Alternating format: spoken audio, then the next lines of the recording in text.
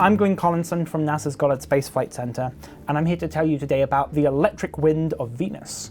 So Venus is cool. Venus is awesome. Venus is, in many ways, one of the most Earth-like planets that we know of.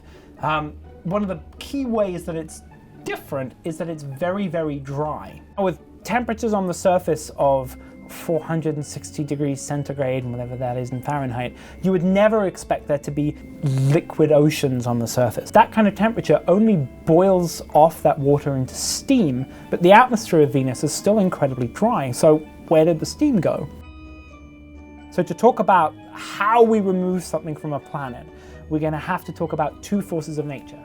Firstly, the force of gravity. Gravity is the thing which is holding you down to the planet, but if you think about it, it's also what is holding the atmosphere down onto the planet as well. If I want to remove some of the oxygen from the planet, we have to overcome that gravity. So to do that, I want to talk about the electric force. It's the thing which your device is using right now to pump electricity around its wires, right? It's pushing the electrons around the circuits. And what we think can happen is that the electric force can help push on the ions and in the upper parts of the atmosphere, push them off and up into space. So just as every planet has a gravity field, we think that every planet has a weak electric field. So we went looking for Venus's electric field, and boy oh boy did we find it. It turns out that Venus's electric field is at least 5 to 10 times stronger than at Earth. It's a monster of a force. It can rip heavy things like oxygen straight out of the upper atmosphere and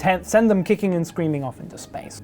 So this really changes the way we have to think about planets, because it turns out that planets can lose heavy things like oxygen to space entirely through electrical forces in their ionospheres. This is something that's really important if we want to go looking for exoplanets, for habitable planets around other stars. It is no good having conditions perfect for an ocean and an atmosphere that you might want to breathe if some invisible force is going to come along and rip it all off into space. Only understanding how atmospheres evolve can we try and understand how we got here.